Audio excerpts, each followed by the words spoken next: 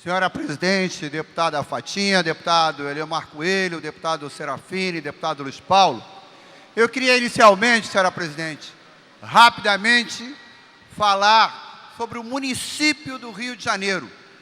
E falar, deputado Eliomar Coelho, aqui reafirmando a nossa solidariedade a um conjunto enorme de lideranças comunitárias, de liderança da pastoral de favelas, que tem realizado uma série de atos contra a política arbitrária, perversa de remoções praticadas pela Prefeitura Municipal do Rio de Janeiro.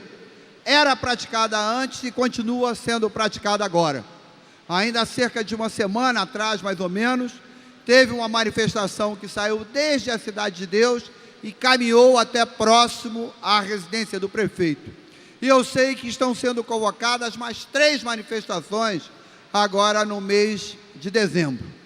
Ainda sobre o município do Rio de Janeiro, o deputado Eliomar Coelho, é estranhar.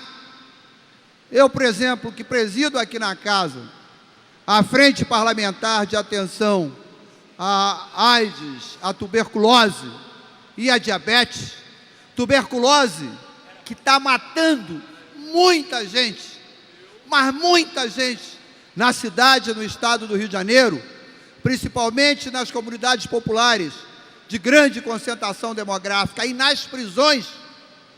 Me causou espécie ouvir o senhor secretário de Educação contestar os militantes do movimento negro que denunciam flagrante racismo existente na nossa sociedade. Ele chegou a dizer que teve preso e que não é verdade isso que diz que a cara da prisão seja negra. Qualquer estudioso minimamente atento, qualquer que a pessoa que acompanhe lutas, como essa questão da luta da tuberculose, sabe que a cara dos presídios do Rio de Janeiro é constituída esmagadoramente de jovens, de pobres e de negros. É evidente que a presença dos negros no sistema presidiário é num percentual muito maior do que a presença deles na população, o que por si só é um demonstrativo do racismo.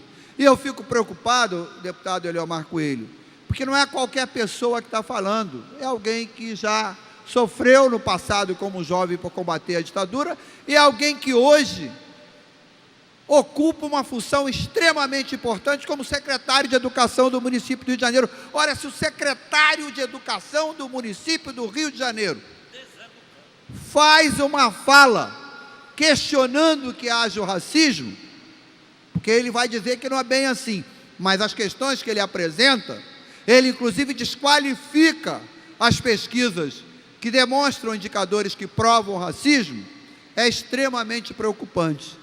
Então eu digo que nessa atuada, com esse tipo de comportamento, a Prefeitura Municipal do Rio de Janeiro, com política de remoções nas comunidades populares, fechando unidades de saúde e com secretário de Educação contestando que haja racismo na nossa sociedade e dizendo que a cara das prisões exatamente reflete a cara da sociedade da cidade do estado do Rio de Janeiro, é evidente que isso só preocupa todos aqueles que combatem a discriminação, todos aqueles que lutam pela justiça social. Mas dizer também, senhor presidente, um outro tema. Nós entregamos ainda há pouco à mesa diretora uma representação que eu assinei, que foi assinada por 9 deputados de diversos partidos políticos, do PT, do PSOL, da Rede, do PCdoB, deputado Mink também, que não está nesse momento filiado a nenhum partido, reivindicando que a Comissão de Ética da Casa se debruce sobre os fatos que estão sendo objeto de debate aqui na Casa e em toda a sociedade, que é as denúncias de que figuras importantes do Legislativo do Rio de Janeiro teriam favorecido os barões de transporte. Eu acho importante, deputado Eliomar Coelho, eu estou aqui dialogando com Vossa Excelência, que é um combatente antigo, que a Comissão de Ética assuma o seu papel, que tem um debate muito grande de que cada poder tem que se respeitar o outro. Mas o primeiro elemento para qualquer poder ser respeitado é ele valorizar as suas responsabilidades, ele fazer com que tenha, de fato, concretude, efeito prático, as instâncias que existem. Então, o Conselho de Ética existe para isso. E, de forma democrática, é importante que os 3 deputados que estão sendo acusados pelo Judiciário tenham a oportunidade de falar aqui na casa, de apresentar os seus argumentos e as suas defesas dentro do próprio poder do qual fazem parte. A outra questão que eu falei ainda há pouco e que eu acho extremamente importante, eu tenho frisado que esse debate é muito mais amplo, é muito mais largo, é muito mais profundo, é que eu espero que esse episódio sirva para uma demarcação, né? Que a gente entre num período histórico no município do Rio de Janeiro em que toda a sociedade e o poder legislativo do Estado assuma a sua responsabilidade de defender os interesses da população e enfrentar os barões do transporte e quebrar o poderio da FETranspor. Nós temos, eu vou repetir o que já disse, vários projetos de lei apresentados nessa casa nesse ano e anos anteriores. Nós temos um projeto, deputado Eliomar, que propõe uma coisa óbvia, Vossa Excelência, como estudioso da questão urbana, propõe que haja integração tarifária, propõe que, se instalar o VLT, que haja integração tarifária do VLT com o metrô e com as barcas. Nós estamos propondo uma coisa óbvia. Tinha apresentado em 2003 e apresentei agora uma proposta de emenda constitucional para acabar com esse escândalo na Constituição do Estado, que diz que cabe aos empresários de transporte comercializar o Vale Transporte, que é um direito trabalhista. Por que cabe aos empresários de transporte terem o monopólio nessa comercialização? Então, nós queremos que venha ao plenário para ser debatido essa emenda constitucional. O próprio poder público é que tem que, por exemplo, controlar o sistema de bilhetagem eletrônico. É o próprio poder público que tem que controlar programas públicos como o bilhete único, que tem que comercializar o Vale Transporte, ou então fazer uma licitação de forma transparente, que remunere o Estado e se veja quem é que vai prestar esse serviço.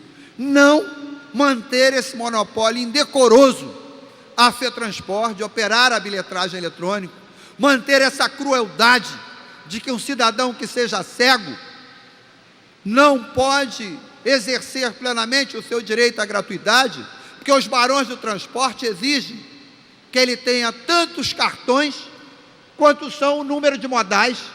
Aí como é que um cego vai lá procurar na hora de entrar no metrô qual é o cartão, ou na hora de entrar na barca ou no ônibus qual é o cartão, sem que haja necessidade? Isso é uma crueldade, e isso só existe para que parcela daquelas pessoas que têm direito à gratuidade desistam, aumentando os lucros da FETranspor. Então, no meu entendimento, foi oportuno, foi correto a apresentação da proposta de Conselho de Ética se debruce sobre essa questão. Eu espero que a representação seja acatada e que a gente tenha a oportunidade de ouvir aqui na casa vários atores, entre eles as principais figuras que dominam, que dão as cartas no transporte do Rio de Janeiro, infelicitando a população. É isso que eu acho que a população espera de nós. É isso que valoriza o poder legislativo. É isso que distingue o seu caráter de poder mais democrático e de poder plural dos outros poderes.